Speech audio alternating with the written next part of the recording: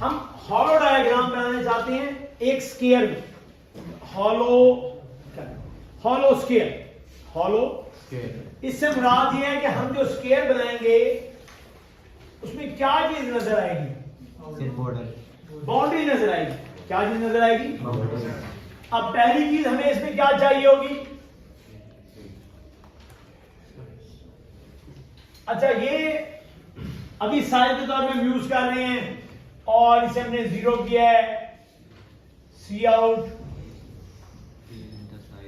Please enter size for square print और cin क्या हो गया? साइज। अब इसके आगे क्या करें? फॉर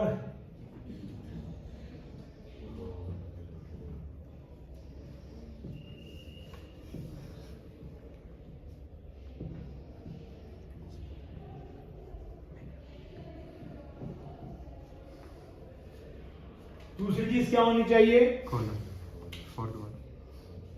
फॉर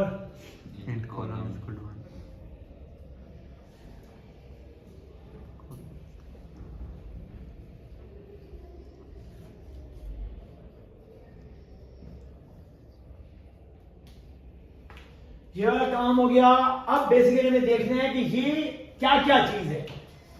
ये क्या कहलाता है?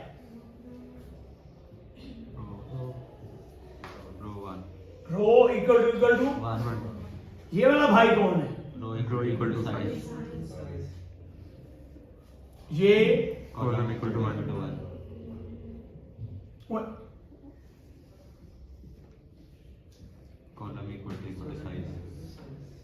अब हमने 4 लाइनों का कोड सीख लिया।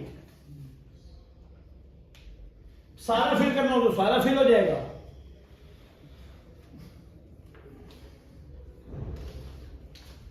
इफ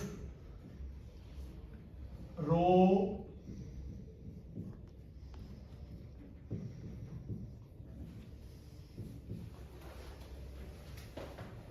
लिखने की जरूरत नहीं है, वो बोर्ड पे लिखा हुआ होगा, वीडियो में भी अवेलेबल होगा। ये समझें वो काम कैसे करता है। क्या करें इस इफ के अंदर?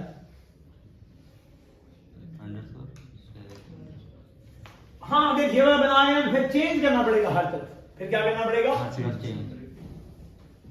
बेसिकली समझिए हम यहां यूज क्या कर रहे हैं?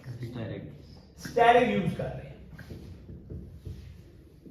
और स्टैटिक बॉर्डर है, क्योंकि अगर मैं अंडरस्कोर यूज करूं तो फिर इस लाइन पे अंडरस्कोर यूज होगा, इस पे मगर इस पे अंडरस्कोर यूज नहीं होगा। फिर इस पे और का पाइप साइन यूज करना पड़ेगा और फिर ये इकट्ठा होगा। वही बनाया जा सकता है, वो इशू नहीं है। और ये इफ हो गया। क्या ये दरमियान वाली जगह खुद ब खुद अलग हो सकती है? अगर दरमियान में कुछ नहीं छापेंगे तो ये दोनों लाइनें क्या होंगी? कंबाइन हो जाएंगी, एक दूसरे से दूर जाके छपेंगी पोजीशन में नहीं है। आप जब तक कुछ छापेंगे नहीं, कर्सर आगे नहीं जाएगा। और आप कर्सर को आगे भेजने के लिए मैं क्या करूं? स्पेस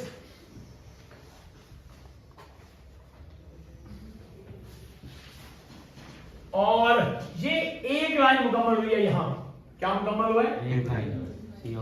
जब भी एक लाइन मुकम्मल होगी तो अगली कहानी में ये कहां जाएगी? Next line.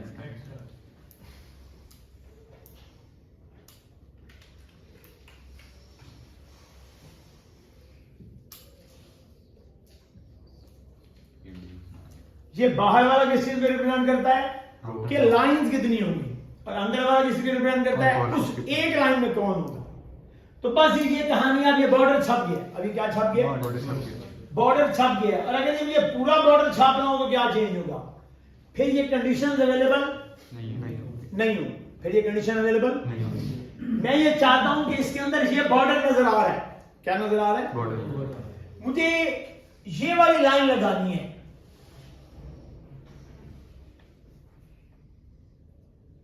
बॉर्डर भी है और ये वाली लाइन लगानी है। क्या चेंज और आना चाहिए? नंबर के हिसाब से इस हर सेल का नंबर क्या होगा? रो equal to column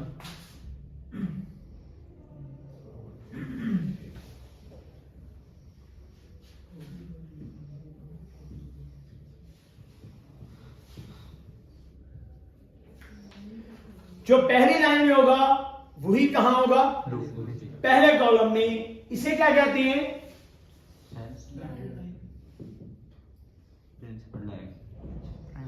primary diagonal.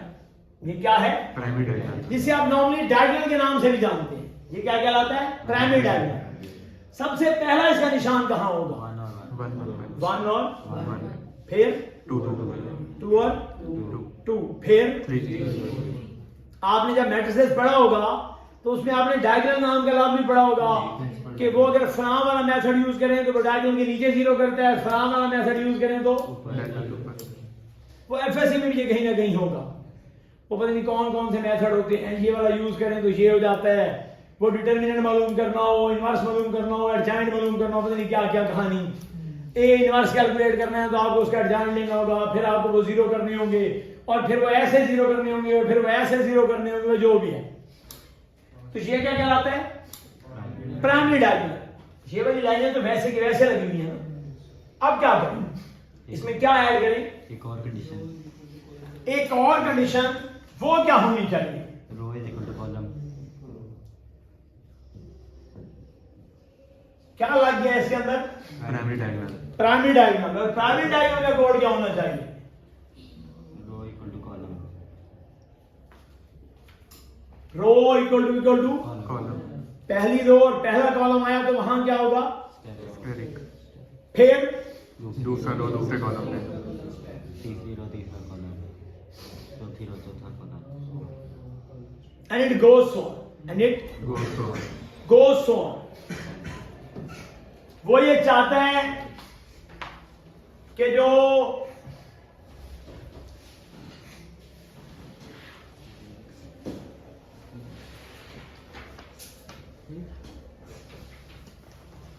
अब इसका कोड क्या होगा?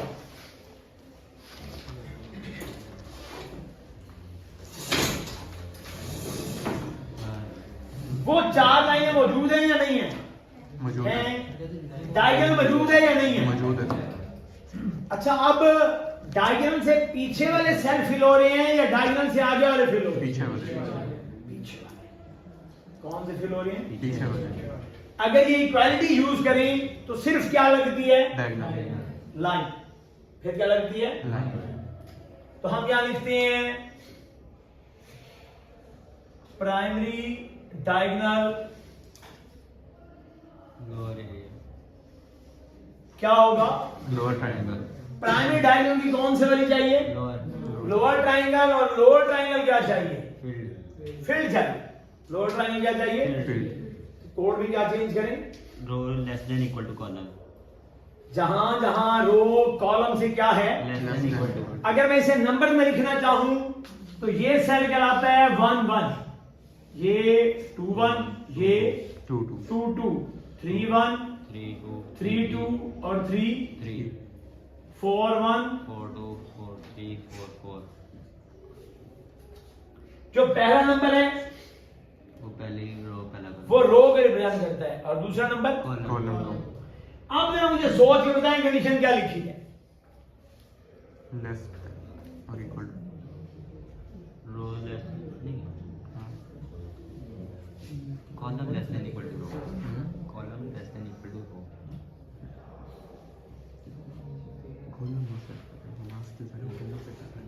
अच्छा, जरा चेक करें, इसमें पहला नंबर रो को रिप्रेजेंट कर रहा होता है और दूसरा कॉलम, 1 है तो इसमें सारा 2 है तो 2 3 3 है, है तो सारा 3, 4 है सारा 4, 5 है तो 5, 6 है 6, कब तक फिल है?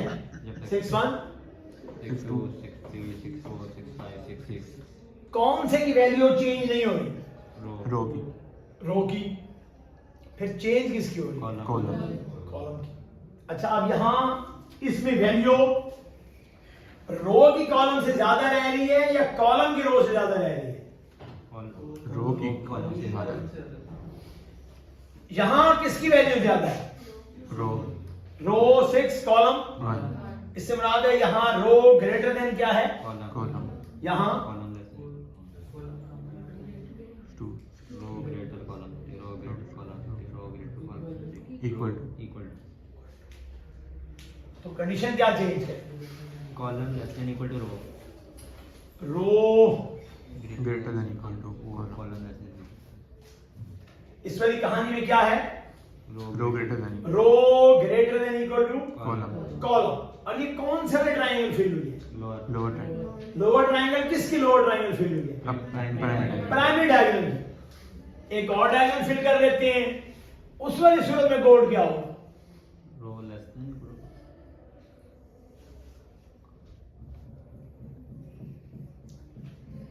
अब देखिए, आपको नंबर समझ आने चाहिए, नंबर लिखे कैसे जाते हैं। 1 1 1 2 1 3 1 4 1 5 1 6 1 7 1 8 कौन सा चेंज नहीं हो रहा?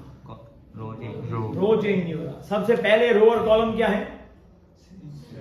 सेम है। फिर कॉलम ज्यादा हो रहा है अब जो फील्ड हिस्सा है वो कहां से शुरू होगा? 2 2 2 2 3 2 4 2 8 2 6 2 7 2 8 3 3 3 4 एंड गो सो एंड 200 ये भी प्राइमरी डायगोनल के साथ ही है। एक प्राइमरी डायगोनल का ये वाला हिस्सा है, एक प्राइमरी डायगोनल का ऊपर वाला अपर ट्रायंगल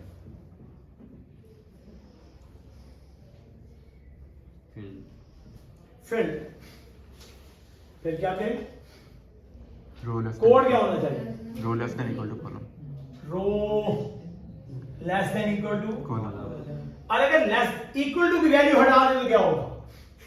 तो प्रिंसिपल डायगोनल से काम में होगा तो डायगोनल वाली जगह खाली हो जाएगी, डायगोनल से नीचे वाला हिस्सा फिल हो जाएगा फिल होगा, मगर डायगोनल फिल नहीं होगा आप कहते हैं मैं डायगोनल पे कुछ और दिखाना चाहता हूं। डायगोनल पे कुछ और फिर आपको एक और इस कंडीशन लगानी पड़ेगी जो डायगोनल पे कुछ और छापेगी, और उसमें से इक्वल टू हट जाएगा डायगोनल से नीचे कुछ और कुछ और छापेगी। हो सकता है बाउंड्री वॉल पे कुछ और छाप। तो आपके पास चारों बाउंड्री वॉल का सीक्वेंस अवेलेबल है।